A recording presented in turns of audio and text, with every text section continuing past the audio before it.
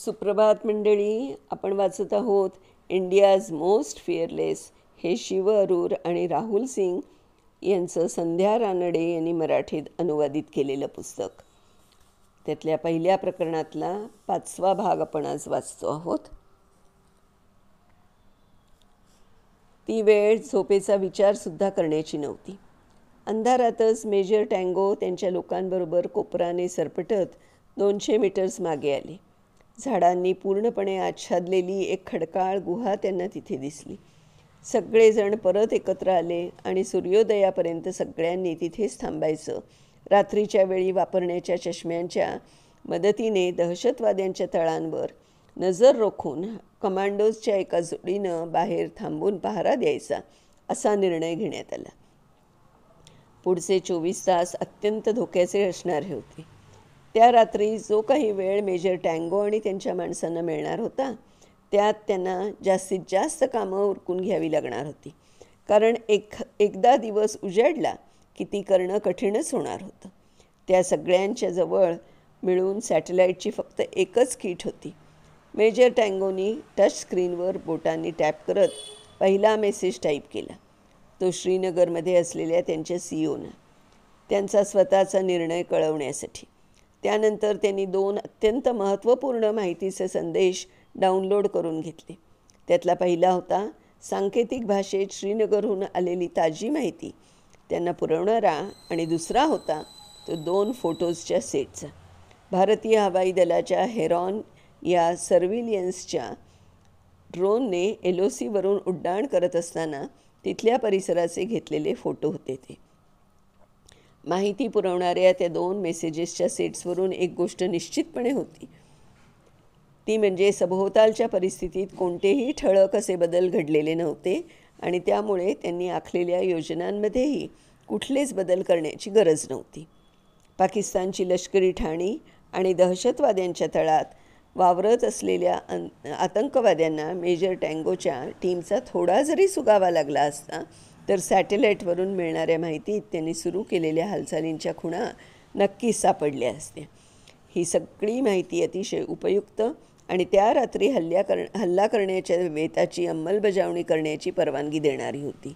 मात्र दुसऱ्या दिवशी उजाडल्यावर मेजर टँगो यांच्या टीमला त्यांच्या टार्गेट्सची टेहळणी करून खुद्द स्वतःच तिथली माहिती घेणं शक्य झालं नव्हतं. दिवसाच्या प्रकाशात त्यांच्या मागावर माहिती घेणाऱ्या टीमला पाठवणं धोक्याचं होतं हे स्पष्ट झालं होतं. त्यांची सॅटेलाईट किट बंद करण्यापूर्वी मेजर टँगोनी त्यांच्या सीईओना एक अखेरचा संदेश पाठवला. कारवाई त्या रात्री उशिरा सुरू केली जाणार असल्याचा संदेश. इकडे दिल्लीत 28 सप्टेंबरच्या त्या रात्री इंडियन कोस्ट गार्ड्स भारतीय तटरक्षक दल त्यांच्या कॉन्फरन्समध्ये त्या रात्रीच्या मेजवानीचं यजमानपद भूषवण्याची तयारी सुरू झाली होती. पण त्यांच्या सर्वोच्च पदांवरच्या पाहुण्यांनी म्हणजेच संरक्षण मंत्री मनोहर पर्रिकर, नॅशनल सिक्युरिटीजचे सल्लागार अजित डोभाल आणि लष्कर प्रमुख जनरल दलबीर सिंग या तिघांनीही दिलगिरी व्यक्त करत या समारंभाला येऊ शकत नसल्याचं कळवलं. त्याऐवजी ते तिघं मिलिटरी ऑपरेशन रूममध्ये एकमेकांना भेटून त्या रात्री सुरू होणाऱ्या ऐतिहासिक कारवाईच्या योजनेवर एकदा अखेरची नजर फिरवणार होते. ही मिलिटरी ऑपरेशन रूम साऊथ ब्लॉकमध्ये असलेल्या लष्करी मुख्यालयाच्या पहिल्या मजल्यावर होती. भारतीय लष्कर थोड्याच वेळात कोणती महत्त्वपूर्ण कारवाई करणार होतं याची गंधवार्तासुद्धा कुठल्याच प्रसारमाध्यमांना नव्हती. एकंदरीत सगळ्याच लोकांचं लक्ष उरीवरच्या हल्ल्यानंतर भारताच्या राजनैतिक पातळीवर होणाऱ्या हालचालींवर खेळलं होतं. भारताने सार्क मीटिंगमध्ये या मुद्द्यावर भर दिला. त्यावेळी अशा बातम्या पसरल्या की state US secretary John Kerry यांनी फोन करून सुषमा स्वराज यांना भारताने आता अधिक ताणतणाव निर्माण करू नयेत असं सांगितलं.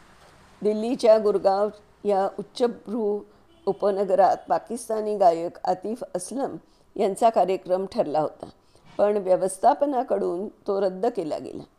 सरहद्दीवरील लष्कराच्या आणि सैनिकांच्या भावना लक्षात घेऊन हे करण्यात आल्याचं सांगितलं होतं. अत्यंत काळजीपूर्वक आखलेल्या राजनैतिक, सार्वजनिक आणि राजकीय अशा या नाटकांमुळे लोकांचा संताप आता कळसाला पोचला होता. भारताच्या राजधानीपासून जेमतेम 1000 किलोमीटर अंतरावर मध्यरात्रीच्या सुमाराला गर्द काळोखात मेजर टँगो आणि त्यांची माणसं लपण्यासाठी त्यांनी तात्पुरता आसरा घेतलेल्या गुहेतून बाहेर आली.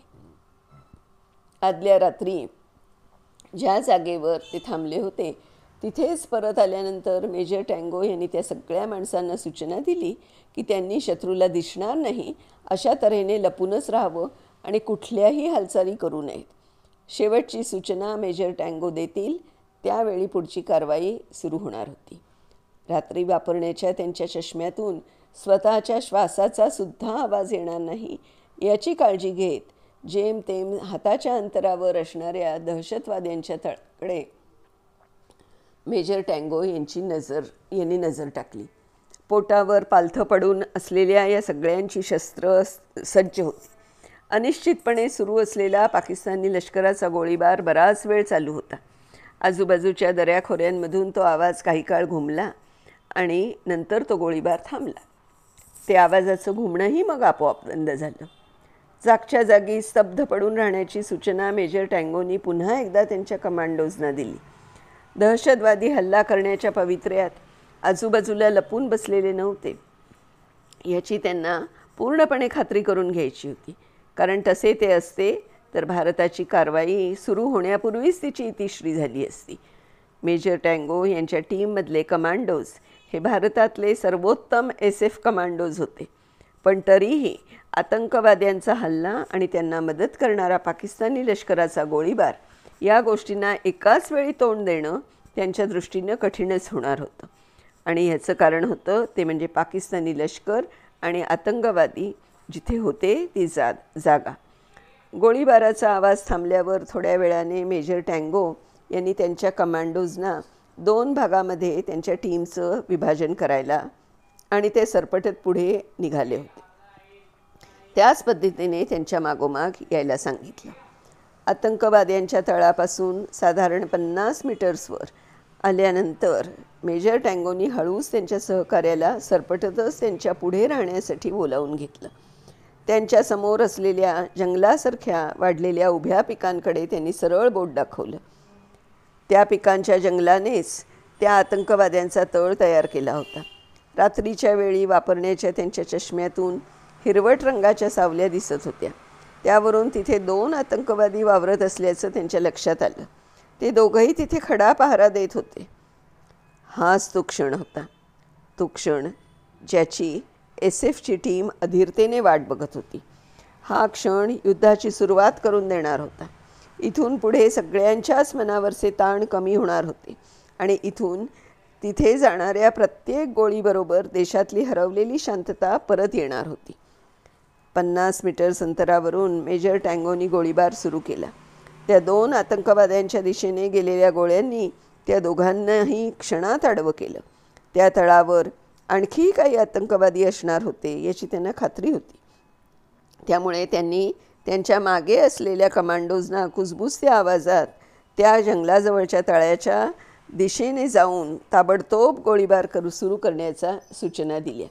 ते तिथे पोचण्याच्या आधीच 2 कमांडोजनी ते लपले होते तिथूनच तळ्याच्या दिशेने तुफान गोळीबार सुरू केला. त्यामुळे जे कमांडोज पुढे जाणार होते त्यांची वाट निर्धोक होणार होती. त्या सगळ्यांनी आता आतंकवादी लपलेल्या जागेकडे झेप घेत उड्या मारल्या आणि तिथे पोचल्याबरोबर जबरदस्त गोळीबार सुरू केला. बंदुकीतून सुटलेल्या जवळजवळ प्रत्येक गोळीने एक आतंकवादी टिपला होता. स्वतःच्या सुरुवातीच्या हल्ल्याने मेजर टँगो यांनी पुढचा सगळा उघडा भाग मोकळा करूनच घेतला होता. त्यानंतर त्यांनी जंगलासारख्या भागातल्या आतंकवाद्यांच्या लपण्याच्या जागेकडे वेगाने धाव घेतली आणि ते त्यांच्या इतर माणसांमध्ये जाऊन पोचले.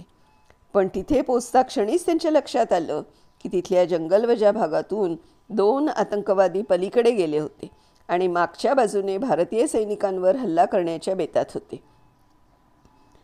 त्या आतंकवाद्यांना कमांडोच्या पद्धतीने प्रशिक्षण दिलं गेलेलं असतं आणि त्यांच्या हालचाली त्यांच्या युक्त्या प्रयुक्त्या बघून समोरचा माणूस अस्वस्थ होईल इतक्या त्या लष्करी योजनांसारख्या असतात. भारतात 26/11ला केलेल्या हल्ल्याच्या वेळी या सगळ्या पद्धती त्यांनी वापरल्या होत्या. तेव्हापासून त्या आतंकवाद्यांच्या हल्ल्याचाच एक भाग होऊन गेले आहेत. त्या क्षणी आतंकवाद्यांच्या त्या तळावरचे लोकसुद्धा सैनिकांना दिलं जातं त्याच प्रकारचं शिक्षण घेतलेले होते. काही सेकंदांच्या आतच हे 2 आतंकवादी अगदी मोजक्या गोळ्या वापरत आपल्या सैनिकांना ठार मारतील हे लक्षात आल्याबरोबर मेजर टँगो यांनी त्या झाडीतून सरळ सरळ पलीकडे त्या आतंकवाद्यांच्या दिशेनं झेप घेतली. त्यांना जवळ येताना पाहिल्याबरोबर त्या दोघांनी बाजूच्याच एका झाडामागे लपत आक्रमक पवित्रा घेतला. भारतीय कमांडोजच्या या लीडरला समोरासमोर भेटायला आणि दुसऱ्या क्षणी त्यांच्या बंदुकीच्या गोळ्यांनी खाली पडायला ते लगेच सज्ज झाले. पण त्यांना त्यांच्या AK-47 रायफल्स उंचावण्याची सुद्धा संधी न देता भारतीय सुरक्षा दलाचे हे लीडर त्यांच्यावर तुटून पडले. खरं तर हे सगळं इतक्या घाईघाईत घडलं होतं की मधल्या त्या अत्यंत मोलाच्या काही क्षणांमध्ये मेजर टँगो यांना त्यांची M4A1 कार्बाईन उचलून गोळीबार करण्याइतकाही अवधी मिळाला नव्हता. पण तरीही त्यांनी एका झटक्यात स्वतःजवळचं बेरेट्टा 9mm हे सेमी ऑटोमॅटिक पिस्तूल काढलं. दोन्ही आतंकवाद्यांपासून जेमतेम 5 फुटाच्या अंतरावर असलेल्या मेजर टँगो यांनी गोळ्यांच्या फैरीने त्या दोघांनाही एका क्षणात लोळवलं. आतापर्यंत होऊन गेलेल्या गोळीबारात पहिली गोळी सुटल्यापासून शेवटची गोळी झाडेपर्यंत जेमतेम 1 तास झाला होता. आतंकवाद्यांवर केलेला हा तुफानी हल्ला मेजर टँगोच्या टीमसाठी अत्यंत महत्त्वाचा होता. वेगवेगळ्या झालेल्या हल्ल्यात या टीमने 2 आतंकवादी तळांना स्वतंत्रपणे पाणी पाजलं होतं आणि आता हे सगळे टीममधले पुन्हा एकत्र आले होते. तिथून निघताना त्यांनी किती आतंकवाद्यांना मारलं होतं याचा साधारण अंदाज घेतला. त्याची नेमकी खात्री भारताच्या बाह्य गुप्तचर यंत्रणेनं नंतर काही दिवसांनी केली. त्यावेळी तो आकडा 20 असल्याचं कळलं. आतंकवाद्यांच्या एकूण 4 तळांवर हल्ले करून 38 ते 40 आतंकवादी आणि पाकिस्तानी लष्करातली 2 माणसं त्यावेळी भारताकडून ठार मारण्यात आली. SFच्या 3 स्वतंत्र टीम्सनी एकाच वेळी हल्ले करून LOCच्या पलीकडचे 4 तळ उद्ध्वस्त केले. पाकव्याप्त काश्मीरमधला त्या सगळ्यांचा प्रवेश एकाच वेळी होईल याची काळजी आधीपासूनच घेतली गेली होती आणि ती योजना यशस्वीही पार पडली. पाकिस्तानने केलेल्या हल्ल्याच्या बाबतीत एकंदरीतच त्यावेळी भारतीय समाजमन कमालीचं अस्वस्थ होतं, हळवं झालेलं होतं.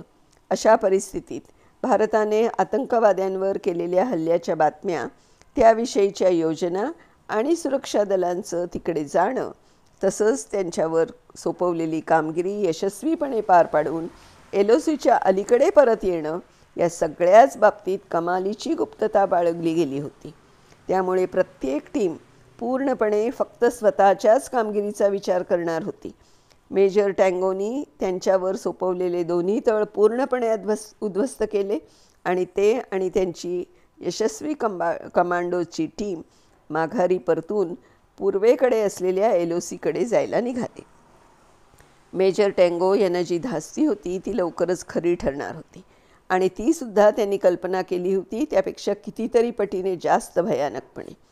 त्यांच्यावर सोपवलेली कामगिरी पूर्ण करून परत जाताना प्रत्येक पाऊल अत्यंत काळजीपूर्वक टाकायचं होतं याची जाणीव त्या सगळ्यांनाच होती.